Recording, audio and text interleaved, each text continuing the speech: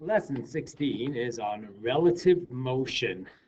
Relative motion just basically means, let's say you're flying a plane and the wind is blowing. So you're heading in one direction and the wind is blowing in another direction. So you're going to end up not the direction you want to go, right? Like this. You're flying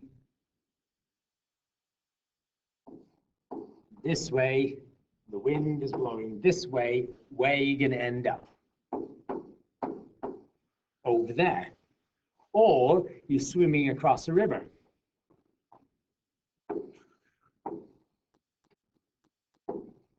You want to get to the green dot. So, and you're starting over here, so you aim yourself that way, but the current is flowing that way. So where are you going to end up? You add them vectorially, and you're going to end up there. So what do you have to do? If you want to reach this point, you have to swim this direction, that way. When you add them vectorially, you'll end up in the correct place. So this is what relative motion is, and it starts with the concept of frames of reference. Okay, so everything depends on your frame of reference, and that becomes really cool and pronounced when we're talking about space and frames of reference and light, which we'll talk more about in Physics 30. Anyway, let's start with a nice simple example. So 1D relative motion. And you can read through this exam. Well, let's read through it together because it's important that you understand it. Let's say I'm standing on the back of a pickup truck that is motionless. I'm throwing an apple forwards. I know I can throw an apple at exactly 15 meters per second every time. If a person was standing on the sidewalk, how fast would they say the apple is moving? Well, if the pickup truck is stationary, they're going to perceive it as moving as 15 meters per second. You're going to perceive it as moving at 15 meters per second. But now if the truck starts moving forward and you still throw it forward at 15 meters per second, all of a sudden the person standing on the sidewalk is going to measure it to be moving at 35 because it's already going at 20, and then you throw it at 15, so it's 35. However, you, because you're moving at the same time the apple is going, so from your frame of reference, the apple is stationary until you throw it. And then you are going to measure it to be moving at 15 meters per second because you're still moving at 20 meters per second. That's what we mean by relative motion and frames of reference. It depends on your frame of reference. For the person on the sidewalk, that apple is moving at 35 meters per second. To you, it's moving at 15 meters per second. Okay, so that's what that example goes through. We just talked about frames of reference, relative velocity, which is what we're going to do now. And we'll start with, okay, so here's a couple more examples. You can read through those. You're sitting at your desk, capacity moving. Relative to ground, 0, but relative to the sun, you are moving at 2.97 times 4, so that's 29,000 meters per second. And relative to the Milky Way, there would be a different number. And relative to the universe, if we could measure that, which would be next to impossible, you'd be moving at a different velocity. So that all the answers are correct. It just depends on your frame of reference. Okay, you can read through example number 3. It's kind of a cool example. Now we talk about two-dimensional relative motion, and we get onto this concept. It says one other thing we need to keep in mind as we begin to solve these problems is that the components are mutually independent. This might sound like an oxymoron, since mutually means together and independent means apart. What it means is that the two components, they're obviously working together mutually, touching head to tail, but are still measuring separate things, independent. So, for example, the plane flying in the wind. The plane is flying at a certain velocity, and the wind is moving at a certain velocity. So they're independent, but then you put them together, and they create a resultant. And here's your example, which we talked about earlier on. You've got a boat. It's moving from left to right. The river is moving from south to north, or it's moving up, and therefore you end up moving in this direction. Okay, let's get right to the example. Again, please read all the other notes. They're very good notes that you can learn a lot from. So you're in a boat that can move in still water at 7 meters per second. So if you're in this boat in the middle of a still lake, no flow, you'd be moving at 7 meters per second. You point your boat directly east across a river to the other side that is 200 meters away. The river is flowing at 4 meters per second. Determine your velocity measured by someone on the shore. Okay, so this we'll begin with a diagram.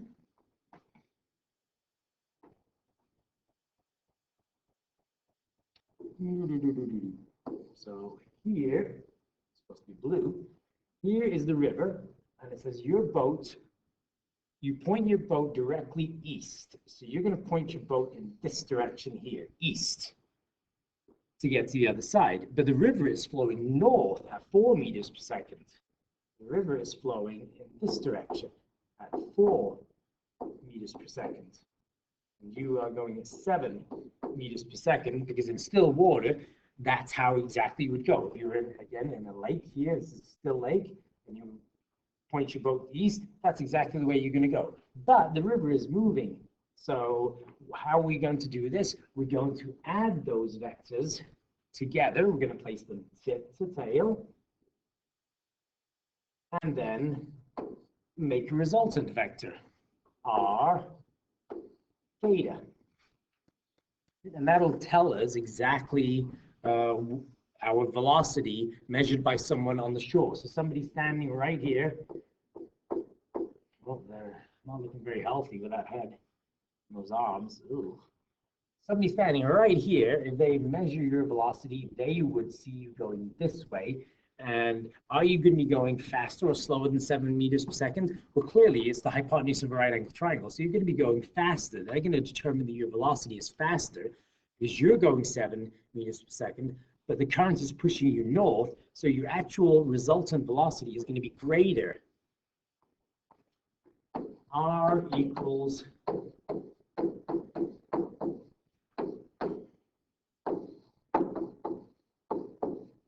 turns out to be 8.1 meters per second. And then theta, inverse tangent. Sure, you're getting the hang of this now.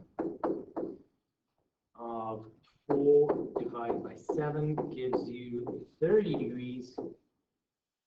And so your resultant velocity is going to be 8 meters per second east, 30 degrees towards the north.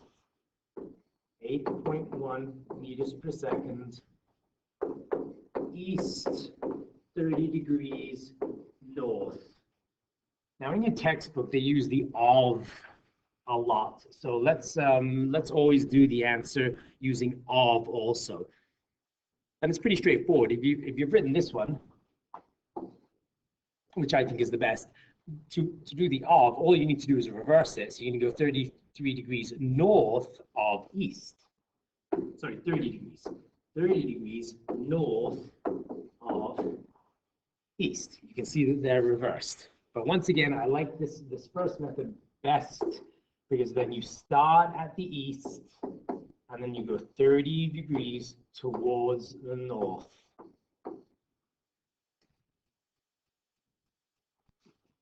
Okay, that's B. Says determine how much time it takes for the boat to cross the river. Now this you can do a multiple, there are multiple ways you can do this question, but the easiest way is based on the concept of mutually independent events.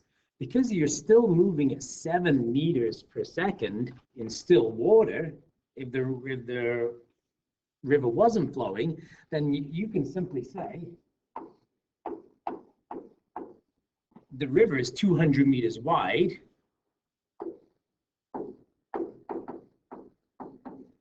In still water, you're going 7 meters per second. So you've got a distance, you've got a time. Sorry, you've got a distance, you've got a velocity. D equals d over t. Therefore, t equals d over v. Distance, velocity. And you end up getting 29 seconds. But of course you can ask, but that's not the way you're going. You are really going this way at 8.1 meters per second. And we determined that this was 30 degrees. Well, just to prove that it works either way, let's calculate it if you're moving at 8.1 meters per second. But now you've got to do an extra step. because now you haven't traveled, this distance is not 200 meters, it's more than 200 meters because you're going on a diagonal. It's not straight across the lake, 200, or the river, 200 meters, it's on a diagonal. So you have the added step. First, you have to do this. 30 degrees, 200, and we'll call this H for hypotenuse. So you're going to have to use trigonometry. You're going to have to use the cosine function to determine the length of this. And then you are going to, no, I don't have my calculator handy, so unfortunately I can't do it right now, but you're going to do the same thing. You're going to get a distance here, which is going to be the H. You're going to divide it by 8.1, and I guarantee you will get 29 seconds. So either way is totally acceptable. The first way is obviously much easier. And then the C part of this question, oh, where's the C part of this question? Here it is. Determine how far downstream from directly across the river the boat will hit the shore. So what we want here is this distance. We want the green. Determine how far the displacement or the distance downstream from directly across the river. So directly across the river is right here. We want to determine how far downstream we've ended up, because now we're going to have to walk back to this location here. Okay, and once again, this question is probably simpler than you think, because we know in this direction you are moving at 4 meters per second, because that's the velocity of the current. So this time we're going to use D equals V times T. V, we know, is 4 meters per second. And T, we just calculated in the previous question, 29.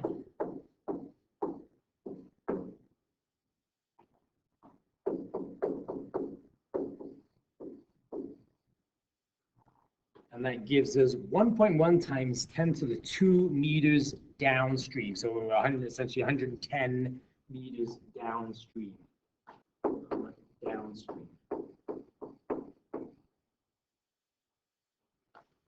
Okay, that's the basics of relative motion. We're going to go to a second video for the second part of this, because it gets really intense after this with plane stuff and vectors that are moving in these nice north, south, east, west directions. So stay tuned for lesson 16-2.